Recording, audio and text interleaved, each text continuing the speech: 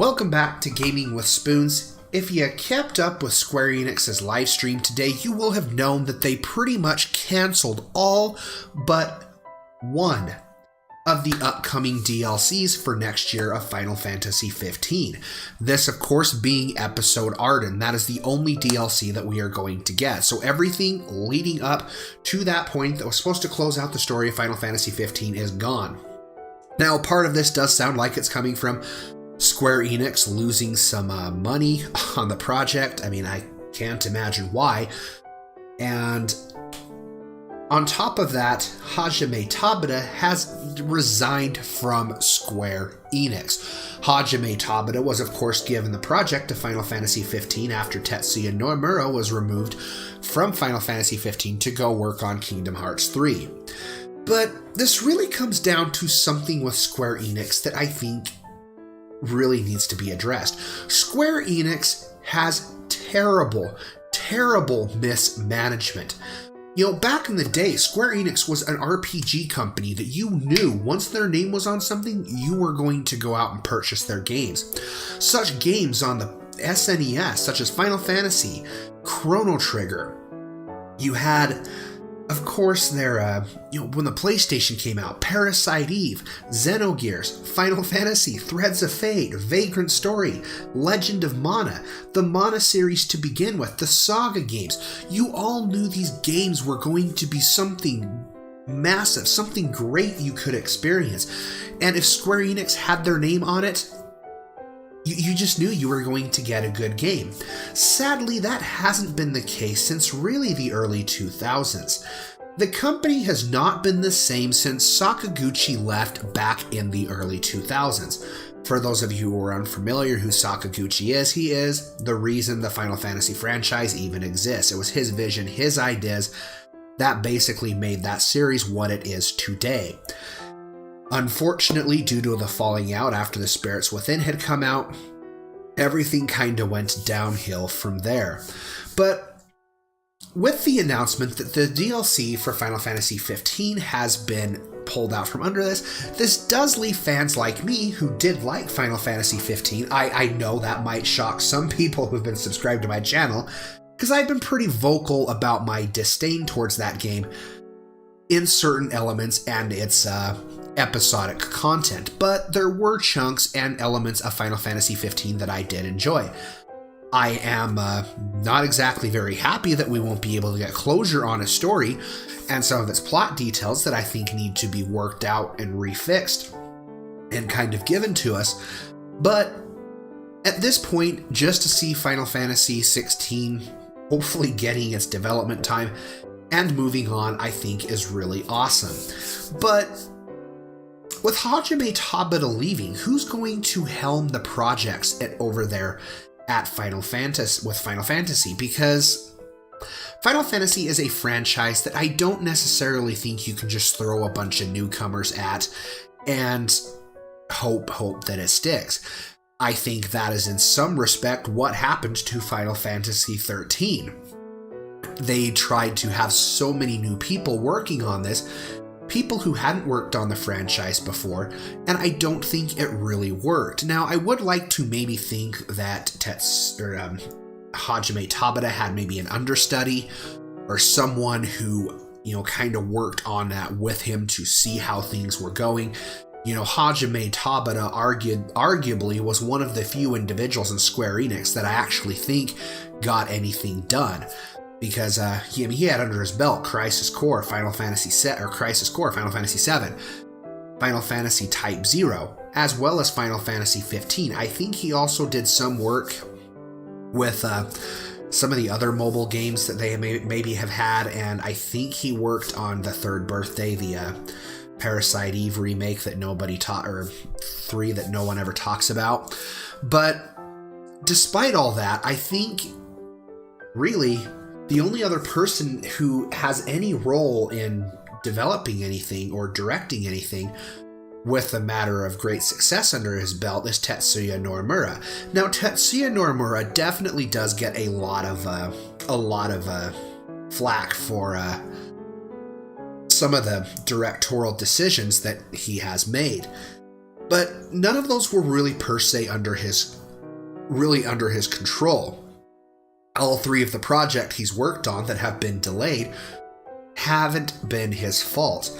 Versus 13 went through development hell because that game was so open world that it wasn't able to run on the Crystal Tools engines that Square Enix wanted to basically use for that game's development. This is also why Final Fantasy XIII went through development hell. Square Enix wanted to basically make this the staple engine that all of their games use, to kind of outsource the engine to other people, of course, and go, hey, look at what we can do with this. A lot of Japanese companies back during the day tried to use their own engine, and it created quite a bit of a mess back in the PlayStation 3. Same thing happened with the Luminous engine. Both Final Fantasy VII as well as Kingdom Hearts 3 were in development with the Luminous engine. The Luminous engine, of course, being another engine that Square Enix wanted to make their staple engine. All games were going on to develop in that game. Final Fantasy XV hit hell and back because of that engine, that development cycle, which is why it ended up losing a lot of money on top of the money that it had already lost with Crystal Tools. Not to mention that Kingdom Hearts 3 had to end up being reworked with Unreal Engine 4 when they brought that over to that project, because a lot of what they worked on with Luminous engine had already been worked with in there, so it had to port that over to a new engine. And the Luminous engine really struggled to get Kingdom Hearts to run on it, so there was a lot, I think, going on there that prohibited Normura from being able to do his goal. And then Final Fantasy VII Remake, that more or less had to do with them outsourcing it to CyberConnect, and that falling through in of itself, and moving things more into internal development. But I take a look at this and Normura's state and think, you know what, he's the only one out there who could really direct. So where does Square Enix go? How do they make sure that Final Fantasy XVI is a success? Because they can't have many more screw-ups. And I feel like Square Enix at this point, their whole Japanese side of gaming is just going to crumble. And that's a scary thing to think about, because they have so many great IPs. I mean, Octopath Traveler was a success. Maybe let those guys head something. You have the team that works on Bravely Default. Maybe they can work on something. But what about Final Fantasy? Because as I did say, you can't have just newcomers come in and work on the project. I think you need some veterans.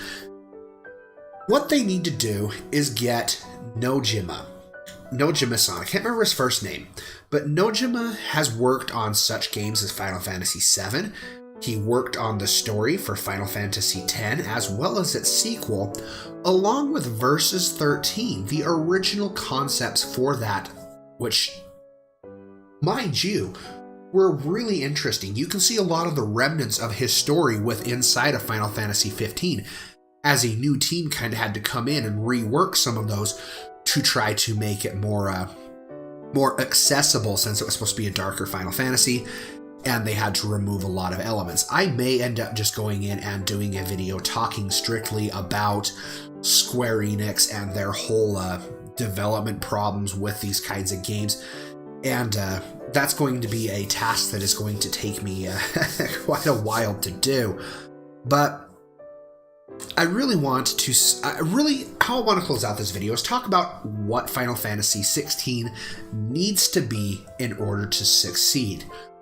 First and foremost, Square Enix, you need to stop making your games episodic.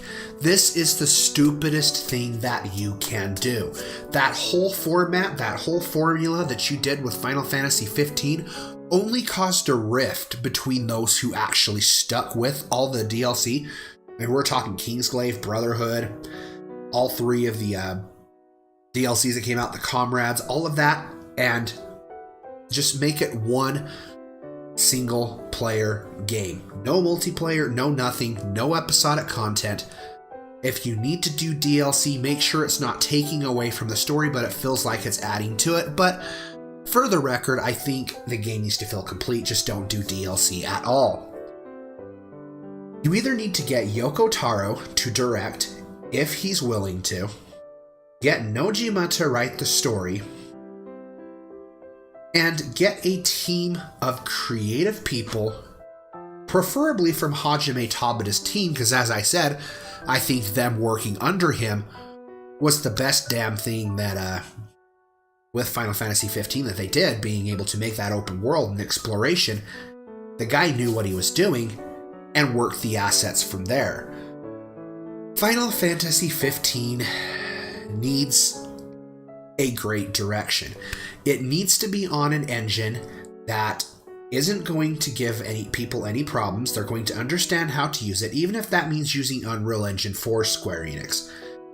Your obsession with graphics in Final Fantasy I think is what's hurting the franchise in the long run. You need to go back and tell a story, tell a great story, tell a game.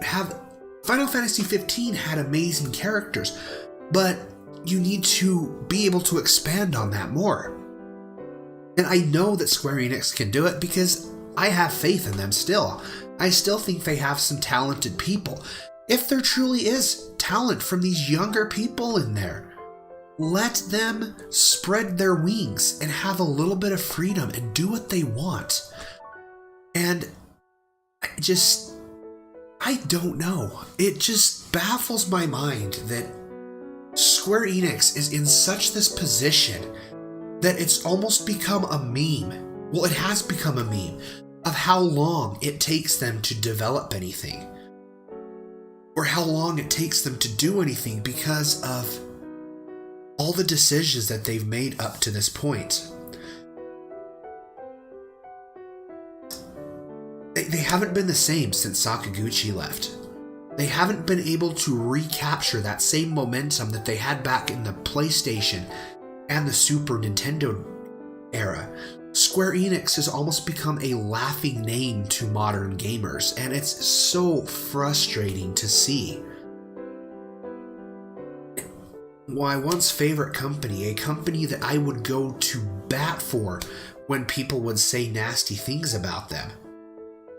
And here I am sitting there venting my frustration in the same ways that many of the people I tried to, all the naysayers I fought against, and I'm becoming one of those myself. Ports and remasters only go so far. Ports and remasters are only... You can't live in the past and just expect your old IPs in order to sell your product.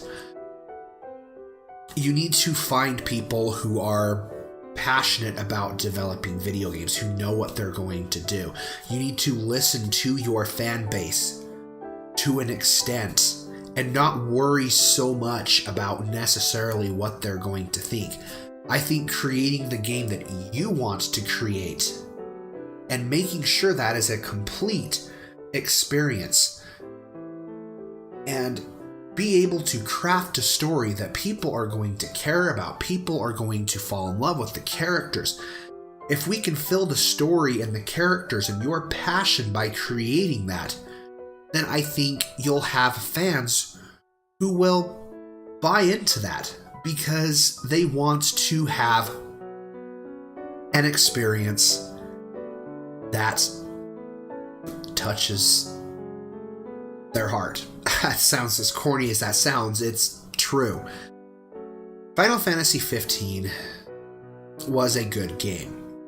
Final Fantasy XV had the ability to become a great game had it had more time to bake in the oven. But you need to stop dividing it up into episodic content. You need to refocus your structure and make sure the game feels complete. This has been Gaming with Spoons. I realize this video was all over the place, and if you stuck with me this long, thank you. I've had a lot of thoughts running around in my head since I made this video for a long time, really, with Final Fantasy, Square Enix, and the whole situation going on there. But let me know down below what you guys think about all this. Let me know what you think Hajime Tabata meaning is meant for Square Enix. If that means they're pretty much screwed, I want to hear what you guys think. Be sure to hit subscribe there for me to keep updated with all of my content. You can follow me on Facebook and Twitter. Links are going to be down below in that description box. You guys have been watching Gaming with Spoons, and most importantly, stay happy, be happy, game happy. Spoons is checking out.